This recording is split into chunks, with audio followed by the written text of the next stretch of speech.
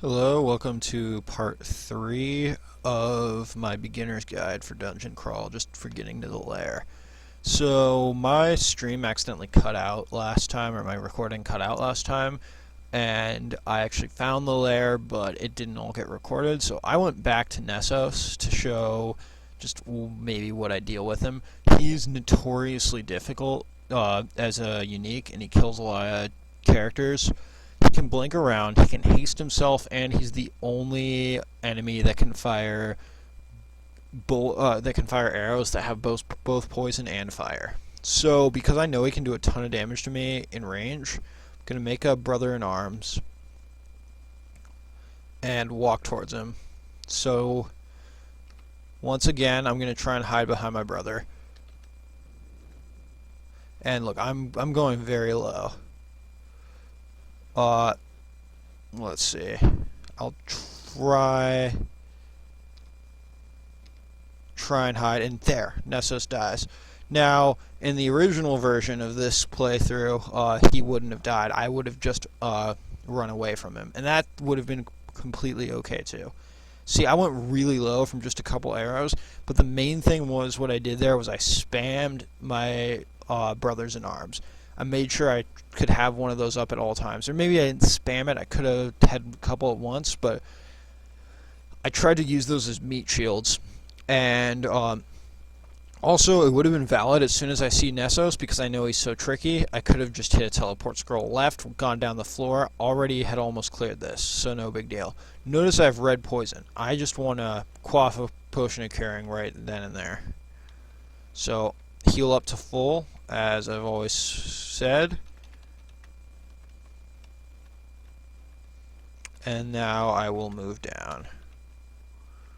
So now I actually found the lair on this floor, but let's explore it a little bit. So hungry, want to find the next food I can. Mummies curse a random item in your inventory. No big deal. They're just sort of irritating. So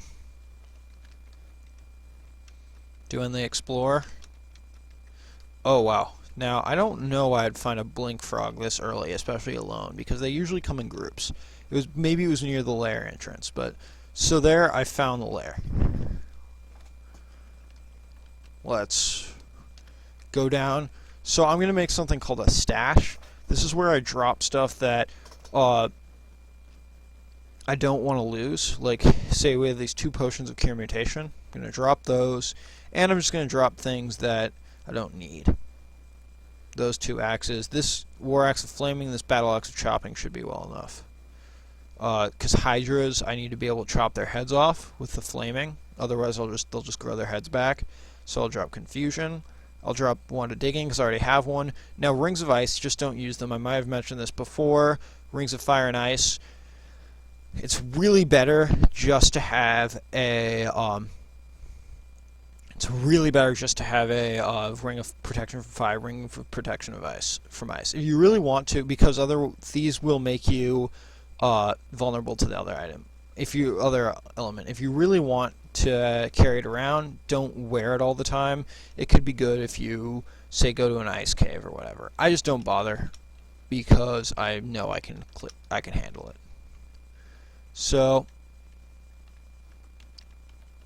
I'll show you the first 2 levels of lair for this guide.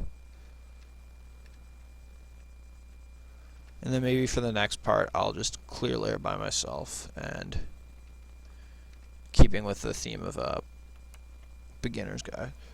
And I'll go show the beginning of other areas. But okay, so glowing battle axe, I'll try it on. It's anti-magic. For now, I'm going to want this battle axe of chopping, but let's see.